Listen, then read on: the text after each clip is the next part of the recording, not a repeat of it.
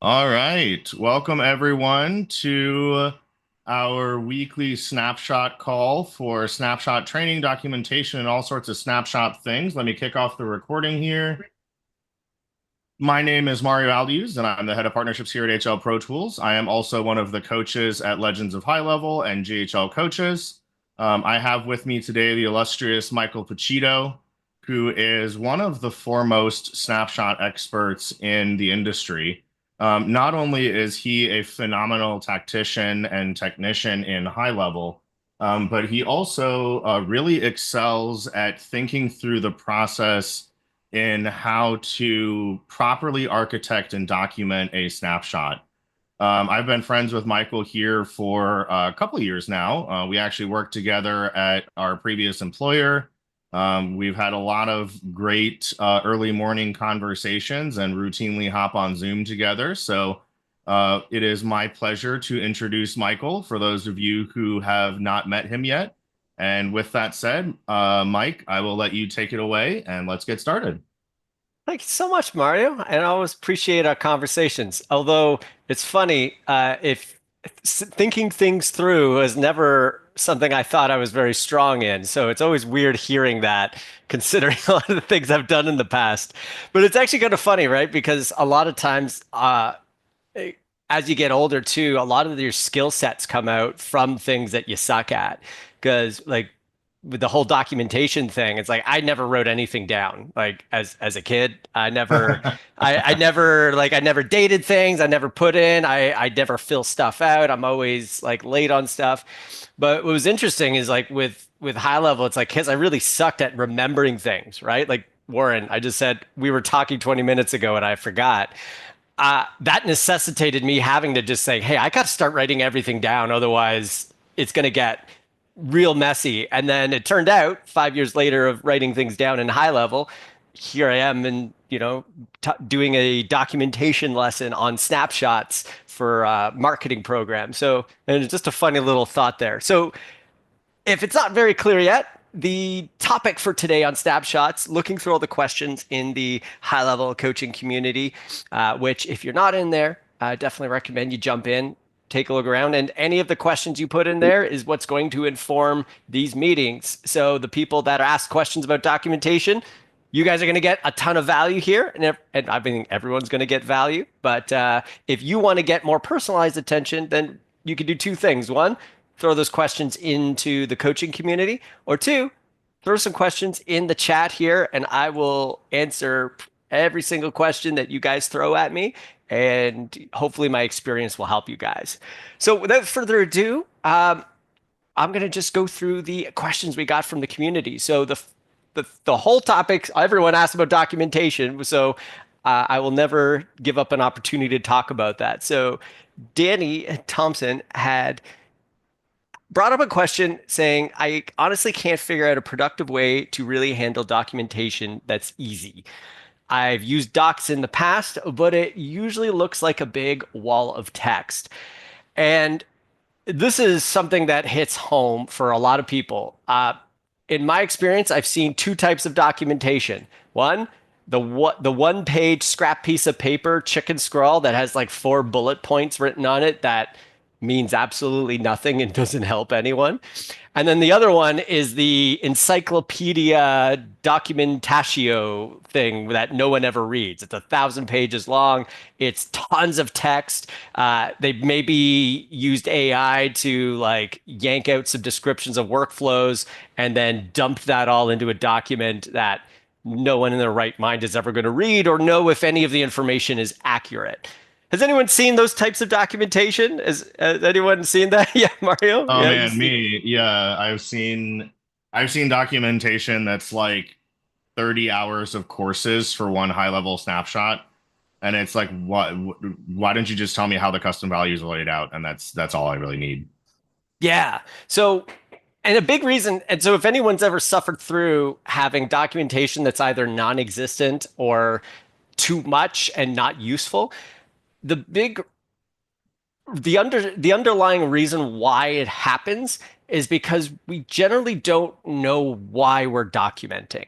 We have this sense that we need to because in the past, like, with high level for instance, we all know what happens when your documentation is not completely up to par. It can be frustrating if you can't find the answers. They've been getting way better and they've been making massive improvements, but it's a hard puzzle to solve. It's not easy.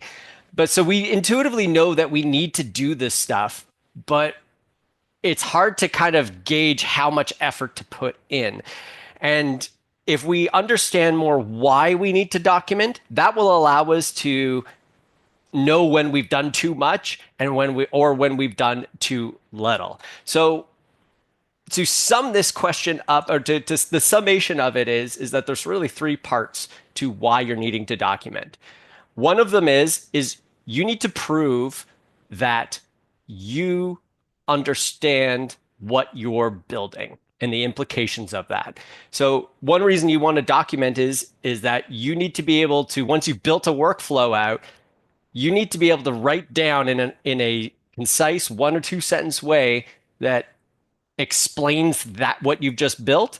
And that will prove to you that you know why you built that. And it'll also reveal to you any issues with the workflow. Because what always happens is you build something kind of cool, you have some fun, you start, building out this big workflow flow. And then when it comes to trying to explain it to someone else, all of a sudden all the problems with it come up. Oh, and yeah, I need to do this thing, or oh, I forgot to do that thing. So part of the documentation process is to write down those things that you actually need to do so that you prevent before you launch, make any big errors. So that's one part that's important. The second reason why you need to document is you need to document with the people who are actually going to be using this system or this snapshot in mind. And the people using it is not just the agency owner who's buying the snapshot from you or who's going to be using it. You need to think about the technicians who are troubleshooting, right? So the end user client is going to have they're going to be having some problems with maybe a bug shows up. Well, there's going to be a tech support agent somewhere who has to jump into this workflow, maybe not knowing exactly how everything works, and they're going to need to be able to troubleshoot that snapshot or that workflow, right? Then an account manager for the agency, that person has to onboard a client onto the system, and the client might have some questions about, oh, well, how does that work? Or, how could I customize this, right? You might have the end user client who might want to actually customize things, as we just said there. So when it comes to documentation, it's not just the thing we built that we're trying to document for. We actually have to think about the people who are using our snapshots. That's what we're documenting. We're not trying to explain this, our snapshot and how it works in general sense. We're actually trying to solve real problems that real people have in using our snapshot. So this would be something that would take a long time to go through, but those are, I said three, but it's actually, those are the two main ones there, is the people that you use, the people that use the snapshot, and for yourself building it. And if you're ever wondering about, hey, have I documented too much or not enough? The answer is always going to be not what I say, not what one person says, hey, you should put like 1,000 pages, not what someone else says, oh, maybe you just need 1 or 2 sentences.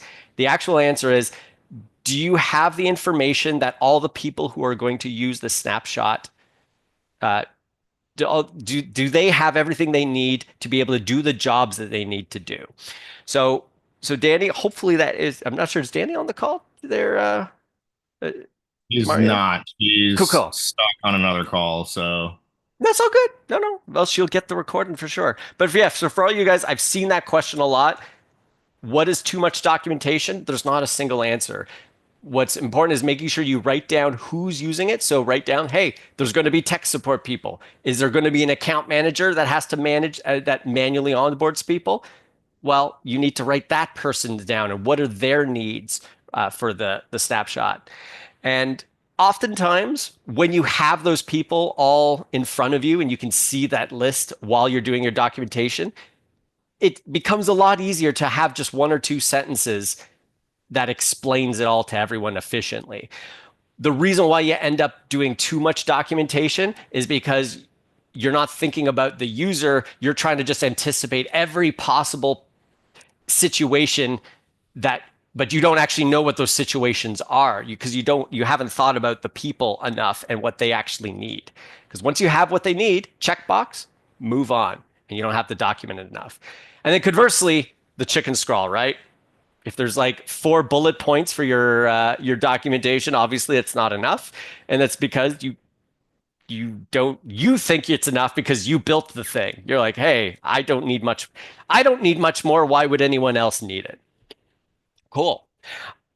Also, one more thing, guys. Please feel free to jump. Oh, Warren said that's the challenge. There are power users and complete GHL noobs we need to cater to. 100% Warren. When someone says, well, what do you need for a snapshot? It comes down to your audience. Who are you building this snapshot for? Are you building it for power users? Are you building the snapshot with the intention in mind that it's going to be a custom process, like it's an agency that's going to one-on-one onboard people? Or are you building a snapshot for an agency that's going SaaS and going to bring on 500, 1,000 clients? Your documentation needs are completely different for those two scenarios.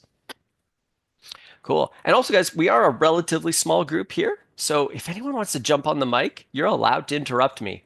Just go, hey, Mike, I'd love to know more about that. Or, hey, how about this situation?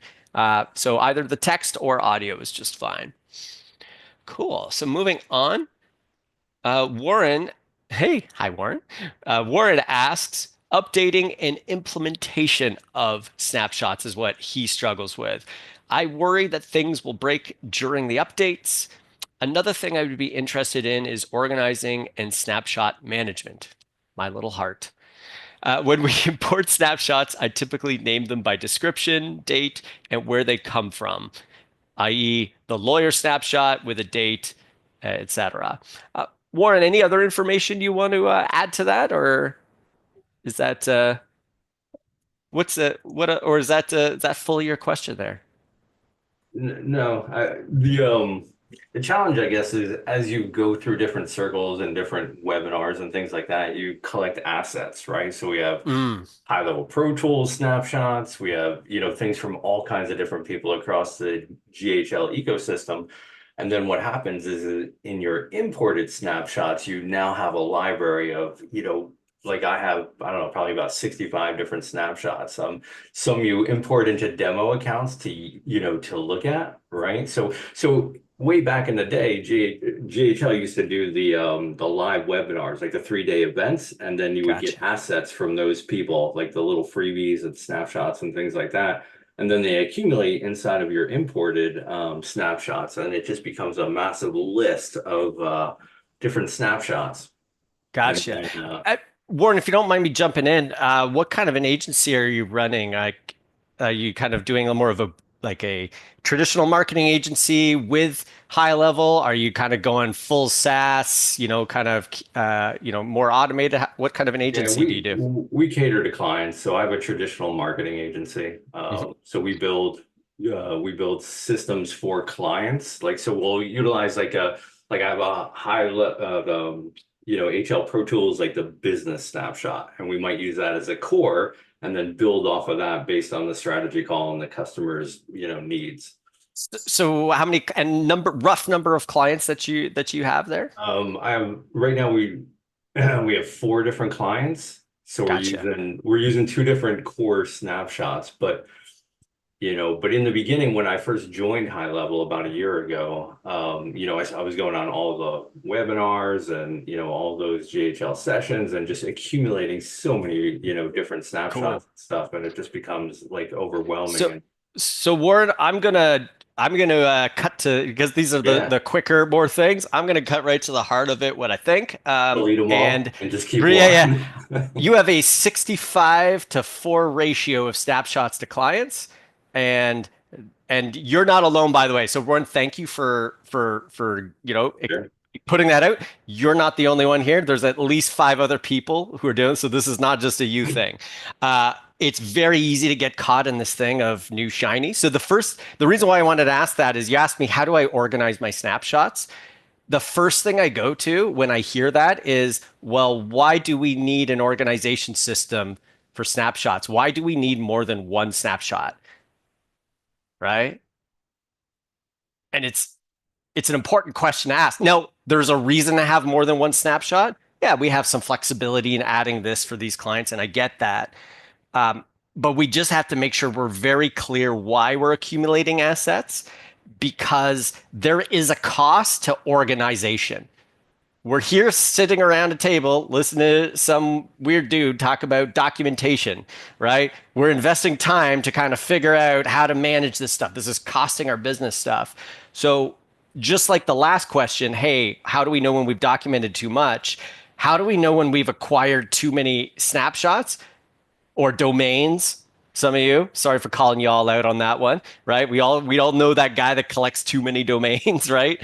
That's money just sapping out of your, unless you're actually converting on all of those. I usually At go to one point, somebody. I had over 1,000 domains. Yeah.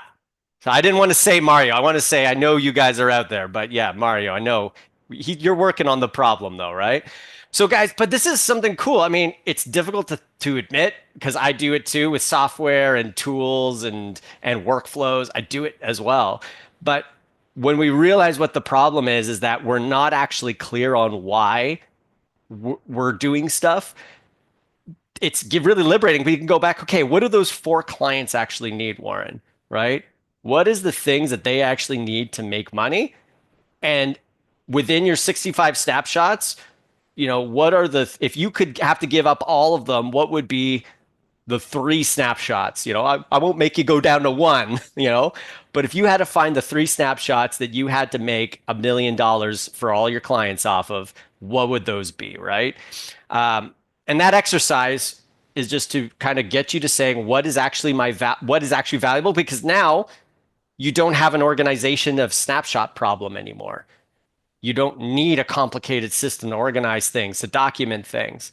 Hey, how do you feel about that one there, Warren? Does that feel like, did it feel Yeah, on the money? Does it feel like, oh, but Mike, you're missing this one piece of detail about my yeah, situation? no, I agree. I 100% agree, and that's a challenge though. But I guess in an example, like one of the snapshots I accumulated way back in the beginning was like a reputation management snapshot, and that was its only purpose was to it had workflows and automations around that reputation management before GHL upgraded that part of the platform. So you accumulate that with the idea that, oh, I'm going to use this in my client stuff. So it was accumulating a whole bunch of assets Yes. ultimately to build one ultimate snapshot. And then before you know it, it just gets unmanageable, out of control, right? And then you don't know if this snapshot is going to break the other, our core snapshot. Yes. And then you have to create a demo account to do live testing, and it just gets unwieldy really fast, Kid, right? I'm just gonna look at the gallery view and everyone. Can anyone raise a hand or reaction? Is anyone else feeling what Warren is feeling here right now? I know not everyone has video. I can see a couple head nods, right? Just wanted Warren to feel not alone here, man, because I know I'm gonna go hard on Warren here, but yeah, so you got some support there, Warren. Dude, it's normal. I've Yeah, seen thank this a you. hundred times and it's crazy. And it's because you don't know. We don't know what comes next, right? We don't know what the future holds. So we get into this mindset of thinking we need to have all this stuff and hold on to it because maybe someday it'll be useful. It's the box of wires. I know there's two tests in life. One is marriage, and 2 is the day that you actually give up that box of wires that you've been bringing from house to house. And when you give that box up, that's the immediate moment you're going to need one of those wires. That's the test, right? Because you're like, no, I really needed that. So that's what snapshots are. It's that box of wires that every dude has sitting in his closet, has every wire from the last 30 years in case he needs it. You don't need it. Your 4 clients right now need you to focus on them, on what they need right now. Because if you deliver value to those 4 people and the next person that you have in your pipeline, then they're going to tell other people. Then you can then go get more people that have only the snapshot that you're already delivering, and you're going to have the same snapshot but with 8 people clients now. I'd much rather manage clients than snapshots, right? So that's kind of my general rule is if you're spending more time managing snapshots. As a snapshot manager, I teach this. I want you to manage snapshots, but I think step one for you is to get clear on why you're getting those snaps, what you actually need. Get clear, write it down, and then use that as a filter and delete everything else. Because I promise you, anything that you have as a snapshot could be rebuilt in a day, right? You're one day away from going out or rebuying it, whatever you got before, right? But the $100 to rebuy a snapshot pales in comparison to the money that you sink in every single day trying to figure out how to manage this stuff, not being able to find what you need, or to have to think about all that stuff instead of just the stuff that's valuable. Yeah, that makes perfect sense. It puts it all into perspective. To answer the question directly, though, that was not what you asked. But what I do to your naming system is exactly fine. I use the name of the snapshot, which is the name of the sub account that the snapshot lives on. So, lawyer snapshot, make sure your sub account is named lawyer snapshot or whatever the name is, a date and a version number. That that will work for most people because you want the snapshot to relate to the account, sub account, so it's always the same words. Yeah, exactly. Cool. Thank you. Appreciate that. No problem. Dude, man, you're a trooper, man. That was a lot, but for Thursday morning at 9 a.m. But appreciate you, Warren. All right, you don't know what you don't know until you know it, Eric. Yeah, right. So the thing we always have to fight against is the when we feel that accumulation bug, just in case. That should be our sign of no, I need to accumulate more knowledge about what I need, not accumulate more contingencies for what I might not know. So cool. Cool. We're getting through the questions real quick there. So please, guys, if you have questions on snapshots, drop them in the chat here and we will go into it. We'll get you on the mic. If you have a personal situation you want to talk out, use this time. Be selfish, and I will. We'll go in as deep as we can for you there. Fabrizio was mentioning, and I'll just touch on because I want to go through every question. He was talking about one of the challenges he has was when high level's releasing new features and there's new system emails, right? There's new system emails that aren't all in one spot, so he can't manage them because he does translations, right? So it's difficult for him sometimes to manage all of that. Documentation can help because obviously, if everything's not in one spot, you need to put everything in. Documentation allows you to bring it all in one spot.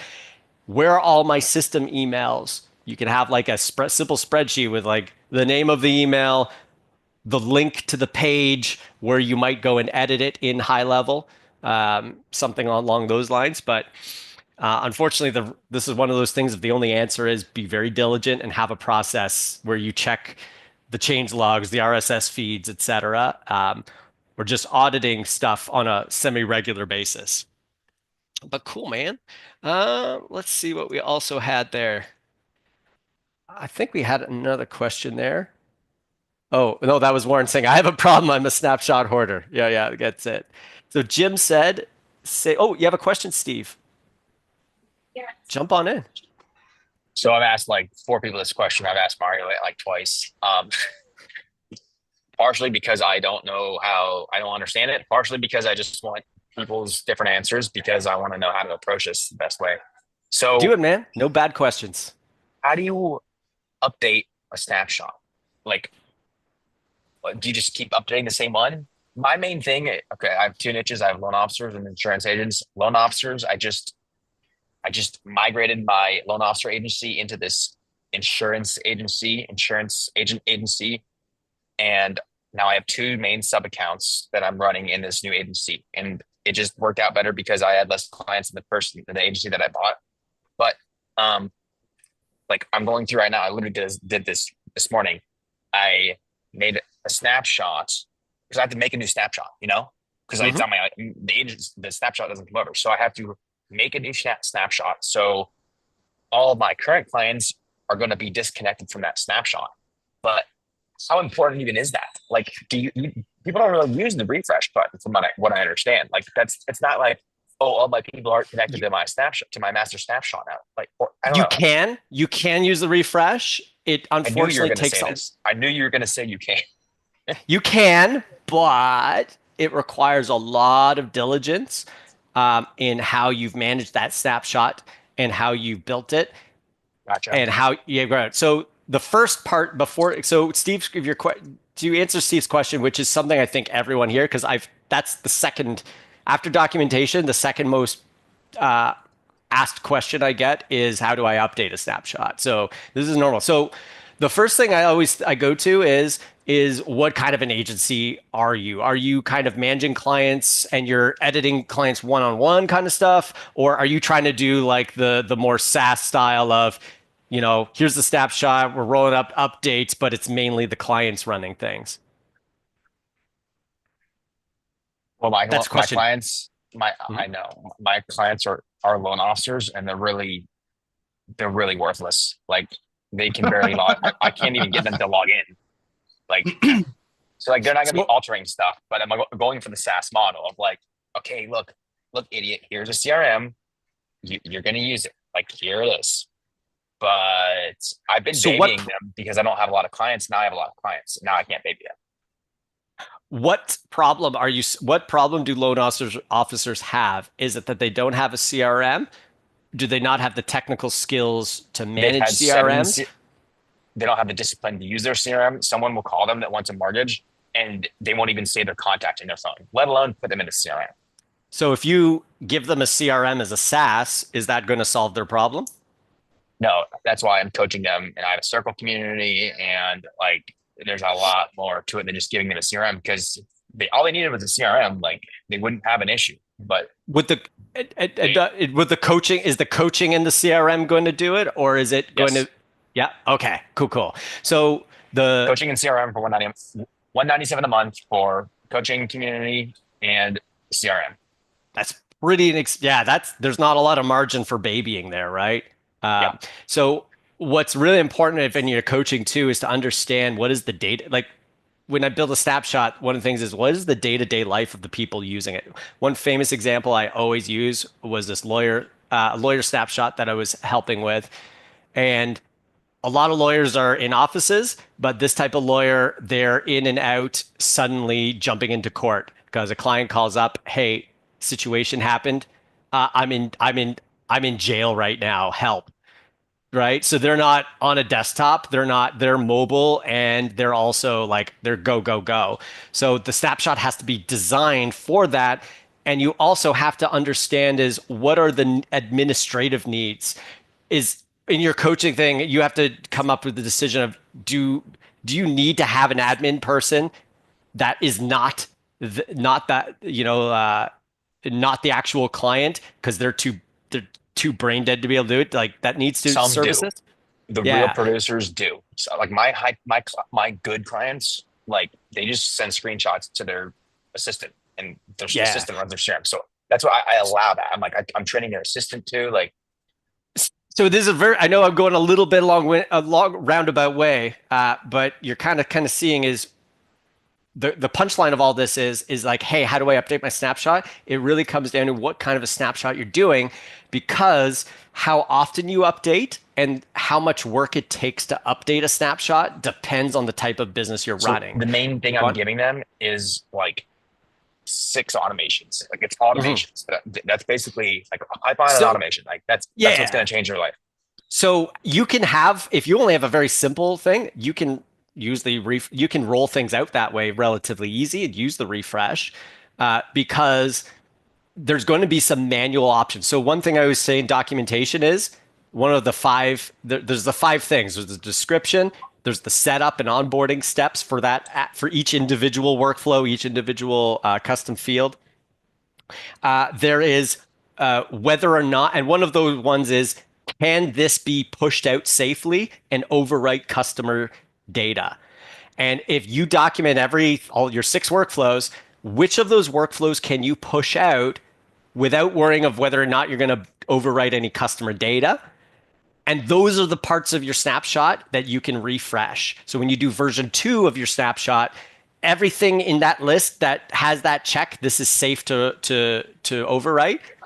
Those are the things you can easily put in. Everything else is going to be a manual process. So if there's a workflow that needs to be updated because there's a bug in it, maybe you have a better way of doing it, every one of those 50 clients that you have is going to you have to go in and edit them manually for them when you push that update out.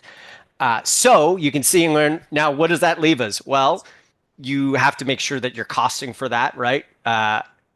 And if you're not, then doing updates is expensive. So you're seeing basically what I'm trying to say is updates can be very expensive, and if you're not able to do those kind of updates because it's very expensive to do, then you need to make sure that your snapshot works as tightly as possible and won't need to be updated, right? That is the Any answer other I needed. It's not the answer I wanted, but that's the answer I needed. That's why everyone loves me. because that's why because So I tell them the ones they don't want to hear. how would you approach this? Like, this is very technical, and I can have a technical brain, but I want to jump off a bridge after I do this stuff. Like writing, I can do Well, it. I But got I news, will dude. dread this. Steve, dude. I've heard this. I'm a creative person, not a tech person. You're running a SaaS software company right now, so Yes, I know. very, very quickly you have to either embrace and learn that part, or you need to get somebody who. And I'm working on something on that. People who are certified managers for snapshots. It's coming very soon, Cabbage Crew. But you need to make sure that you don't have to be a super technical person. You just have to then realize that the limits for how your threshold for what amount of complexity in your snapshot is going to, if you limit that, it's a lot easier for you to try because all your problems are going to be smaller. If you have 6 workflows, as you said, if you have to update 50 client accounts, They're very technical. Like automations are probably the most technical part of this of high level. Like, yeah, are they giants? Are they like 6 giant workflows? they're not like simple. Okay, yeah. So that's the push. Like, there's no solutions. There's only trade-offs. So like the more that's one of those things of just knowing that if you're going to update things and you want to update things, that there's a cost, and the way to reduce that cost is documentation, because it'll tell you what you can and can't get away with the refresh. Because yeah, putting a new snapshot means there's no connection anymore.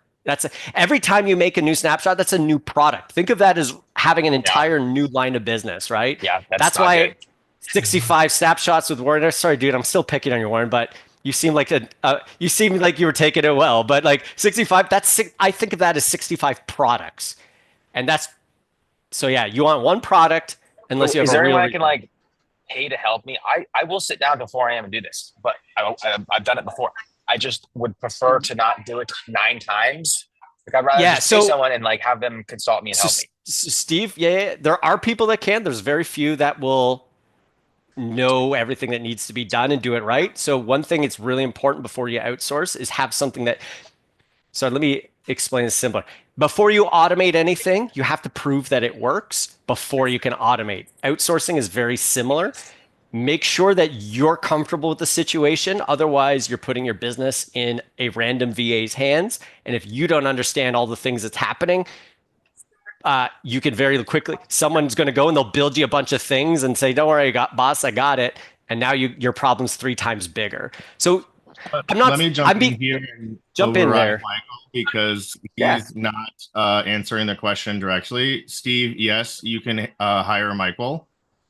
He is available for consulting and does an amazing job. And I would highly recommend, given what I know about your situation and everything, that you connect with Michael offline and DM him your email address so you guys can set up a call. Oh, for consulting, yeah, consulting. There's people. I'm sorry, I was focused on like the work part of it there, but yeah, the consulting part, setting up a system, that part, yeah, I'd love to help you with that part. So yeah, I was getting in there. 9 a.m. Was that valuable to you, there, Steve? Is that? I've been looking for this answer for 18 months. Dude, man, can't wait to help you. I do have a full-time gig with an agency, but yeah, man, I will definitely. But I definitely have some availability for consulting for you. Thank you. So yeah, cool. Just saying, during the day, I'm not going to be, won't be able to reach out just right after this one here. Steve, I got you there. Layers are the same. They refuse to bricklayers. I'm assuming they refuse to use the tools. Guys, you know what? Let's talk about that, right? Because this is a problem in the coaching industry as well, is that you have people, coaches that go out and they sell a course for thousands of dollars, knowing that the statistics are 99% of people aren't going to do it. And then what do they do when the people don't get value from the course? Do they blame themselves for having a good, for the course not meeting the needs, or do they blame the people for not doing what needs to be done? Right. Now, it is true. At some point, clients have to take responsibility. But when you're building a snapshot, at some point, you have to be very, very clear on who's using this snapshot and what are their actual challenges, and make sure that you build a snapshot and build a system that solves the problem and as simply as possible. And then sometimes it's you can charge more. SaaS is great if you're going to be a large company that is able to play with that tight margins and have streamline everything. If you're not that person, be careful, because you're not going to be able to scale as easily, which means you're not going to be able to compete at the price at a low price point. Uh, so that's just and but if yes, anyway, I think that answers it there. Any other? Does anyone have any other thoughts on that? And is that has anyone ever kind of dealt with having to deal with building a snapshot and having people not use their snapshot as user being frustrated with users? Oh, absolutely. I mean, it's insane. Like, I can't tell you how many times I've built, and it's not just snapshots either. I mean, this applies to products across the board. I can't tell you how many Yes. times I've built a system or an app or an automation for someone, and all of a sudden I'm like, hey, why isn't the reporting correct? And they're like, oh, well, we haven't used it yet, or only one person's using it, or, you have to have that user adoption in order to be successful. Yeah. And again, you're going to hear, I'm going to be a broken record. I've said it for every answer. If you're ever having questions about something, the answers usually go back to the user, talk to the business owner, ask what a day in their life is. The more you understand the user, the client, the tech support, the account manager, the more you understand those roles, these like I sound really smart about stuff. It's like I'm not smarter than the average person here. Maybe the average bear. Maybe I could, but the only real advantage I have over a lot of people is that I spent a good portion of my marketing agency life as literally just having conversations. I videotaped people. And so I asked hundreds, and that was what I did. I started in videography and photography. And so I I didn't know that. asked hundreds of questions. Yeah, dude, man, I was a wedding photographer for 5 years. Yeah, man, I've done a lot of fun, interesting stuff. But that, no, I'm realizing that a big advantage I have is that I've had thousands of conversations with business owners, and that those hours of reps of talking to people has given me a little bit extra knowledge about what those problems are. So you don't need to talk to thousands of people. You need to talk to the 4 clients you have, the 5 clients. Find out what their problem is and what the day-to-day life is. Like ask not just like, hey, what's wrong? I need more leads. Okay, duh. But it's like, no, it's like, hey, CRM suck, man. Why do they suck so much for you? Man, I'm in the mornings, every single morning, we have these kind of things to have to deal with, and this is how things go, and then I get these calls, blah, blah, blah. So you start to understand a little bit of the day in the life, and then you can make sure that the features you're adding work with that reality, or it gives you opportunities to saying, hey, man, wouldn't it be cool if I brought in trained VAs on the system and as a more premium product, but it's like it's all kind of done for you. You get a relatively inexpensive VA vetted by me. You get some, there's some income opportunities there, right? You're solving the problem, you're charging more, and your clients are going to be way more fun to deal with. I, I'm throwing. I don't know if that's the answer for your situation, but you're seeing that's a possibility when you talk to them. Anyway, Terry had a question. I want to make sure I get that there because we're getting down on time. Terry, could you please jump in? Because that's an awesome question, and I'd love to hear it from you if you're able to jump on mic. Terry, Terry Rosie, are you there? No, all right. I'll just read the question out for you. So Terry says, we're just starting to send out standard implementations via Snapshot. We currently have a base snapshot, and then we add on a snapshot if the client has a particular third-party app. I can see that. You have some integration. You want a workflow specifically for that. That kind of works. If we will send them the automations and values needed for that integration in the add-on. Can you tell me if this is a good approach?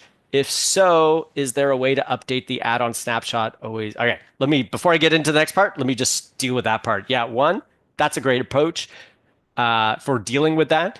Again, sometimes having multiple snapshots makes sense. If you have a problem like this, totally understand. Now, there is a new feature in high level where you can have one account and you can have all of the assets in one snapshot, and you can have a second snapshot on the same account with the exact same assets, but maybe only half of them or 3/4 of the ones that you actually need.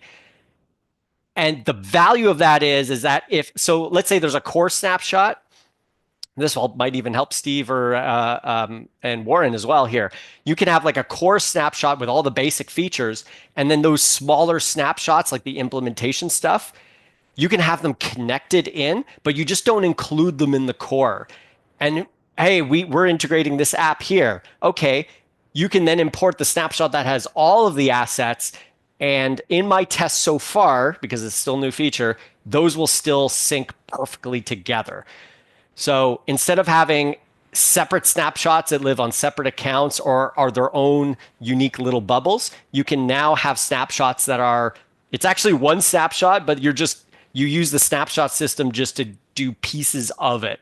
Hopefully that was explained. But Terry, how you deal with that would still be the same. Yes, have custom values for all those integrations, have it part of your onboarding process so that when you bring on that extra snapshot, you just make sure that, hey, they have to fill out these extra things.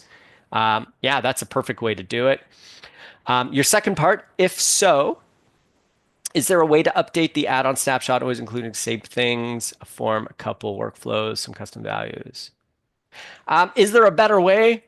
I mean, that would be, I would have to dive in. Like, the answer for that is the annoying it depends, because the details really matter there, right? There's a way, and it all depends what we're trying to do.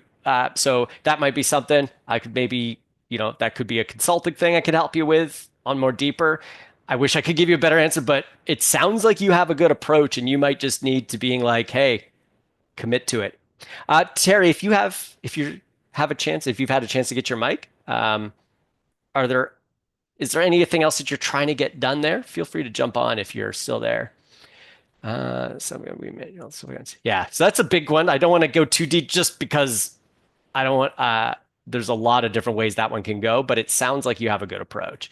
Cool. We had some other questions. Warren said, we solved our biggest client challenges by charging them more. We implemented a retainer for account management and custom work. Guys, yeah, charging more. It's not a silver bullet for every situation, but you know what? I'll use a vitamin analogy. So I'm not a health person. This is just my understanding of things. So just use it for the analogy. My general understanding of vitamins, when you see studies of them getting 30% more cognitive brain power, or 20% increase in this, a lot of those studies are done on people who have deficiencies in a vitamin. If you don't have enough vitamin D, taking a vitamin D pill is going to change your life, right? But if you have enough vitamin D in your system, because you get out in the sun, unlike me, who sits on this computer all day long, if you already have enough vitamin D and you start taking a vitamin D supplement, you're not going to get 20% increases in anything. It's going to do nothing for you, right? Because your body has enough, it has all it needs. The same is true for charging more. If you're not supplementing, but if you're not charging enough, most people aren't. Most people are chronically deficient in vitamin R, vitamin revenue, or vitamin invoice. By charging more, that's going to fix a lot of the deficiencies that you're having with clients that need more babying. That variable cost, as your operations get bigger, your costs increase. That solves that problem for you. It gives you extra money to market so you can get more clients to pay for blah, blah, blah. It does all those things. So another challenge, and this is not just you, Warren, this is not just Steve, this is me too. I do it all the time. I'm a chronic undercharger. So most people are not charging enough. And the reason you're not charging enough is because you haven't gotten to the end to realize the amount of liability and work that that it actually takes to manage a snapshot. SaaS is not for most people. It's for large companies that are super hyper efficient. You're going to lose to those people if you're trying to compete on price. So the only thing you have to do is find out what you can compete better than is know your client better than anyone else. Have coffees with them. Don't talk about sales. Ask how their day goes. Ask what it's like, running their business. What are some of the successes they've been having? What is their hiring? Like, ask them questions about things that don't have to do with marketing, and you're going to know them better, which means you can charge more because you know the problems better of their day-to-day life. So yeah, Warren, 100%. So cool, man. Mario, what's happened? We got a couple more minutes here. What's your biggest takeaway here from today? Look, sorry, I was muted. That was amazing, man. I think that my biggest takeaway from today is, what really resonated with me is how to handle multiple snapshots versus product lines and understanding better that I don't need a bunch of snapshots and I shouldn't just dump snapshots into my account and that I need to go in and really be more judicious about my management efforts and start consolidating things into appropriate bundles and then really start documenting those aspects and focus on the detail work to get set up for success. Yes, dude, man. And making sure that you protect yourself with a filter on why you're doing anything. Simon Sinek's, right? Why do you, that it's the golden circles. This is what we do. This is how we do it. This is why we do it. It's not just for sales and branding and that. It's also for your systems, your processes.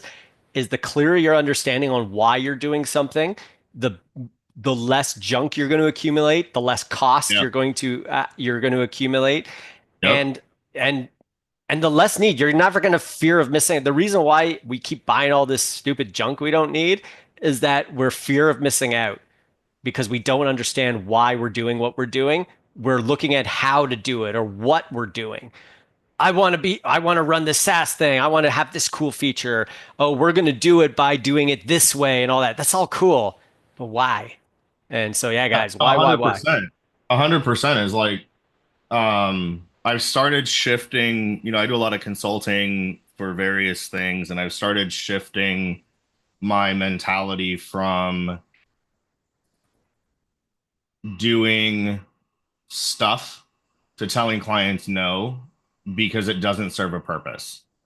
And I was talking to one of my consulting clients the other day, and he was like, dude, he was like, the thing I appreciate most about you is that you'll flat out just tell me I'm doing something stupid. And even if I think it's cool or the right thing to do, like you'll tell me no, and you won't even take the work because it's not worth it. And like putting the why behind stuff makes such a huge difference. It's amazing. Yeah. I mean, you saw it here in action, right? We had a couple of gents that jumped on, had a question. The I had a general idea of what I thought the answer was, but the first thing I asked was, well, what kind of a business are you running? Right? I want to know Right. why you want to document things. I want to know why you want to manage things. I want to know why those things. Because once I got that, I think the answer became a lot clearer, right? So, and that's the same thing for all that. So you were about to say, Mario? No, that's Yeah, that's cool. you're on the head, dude. So guys, there. If anyone has any last questions, I'd be happy to answer it there. If not, every Thursday, I saw Rob said, you want to know for recording. I got one better for you, Rob. Just come to the next one. I'll answer any and all questions you guys got. You can either throw them in chat. Also join the community. Join the high level coaching community that Mario has. The legends of. I have a little channel called All Things Snapshots. That's why we went down the rabbit hole we went down today. So if you want your questions answered about and you want personal one-on-one coaching, ask and you shall receive. Put the questions in the community. We'll deal with them in these calls. And yeah, man, we're here for you guys. So I appreciate you guys all coming, and I really value the time you've given, and I'll be happy to to keep doing this for you guys. So yeah, thank you again, Mario. This was a ton of fun. Absolutely, dude. So thank you again, Michael, for joining today. Last notes. Again, my name is Mario, and I'm one of the coaches here at Legends of High Level / GHL Coaches. We are here every single day offering massive amounts of value to people. You can absolutely go in and join our community. You can, which I accidentally dropped the link directly to Steve as opposed to sending it to everyone. So that is our community. Please join if you are not actively receiving notifications about these calls. Go to ghlcoaches.com, join in. It'll send you a bunch of calendar invites. We have different training topics and different coaches every single day, multiple times a day. So I will see everyone around noontime for Mr. Tim Sabir and our pillars of customer service and customer retention. So again, thanks, Mike, and see you, Mike, next Thursday. Yes, sir. Toodaloo.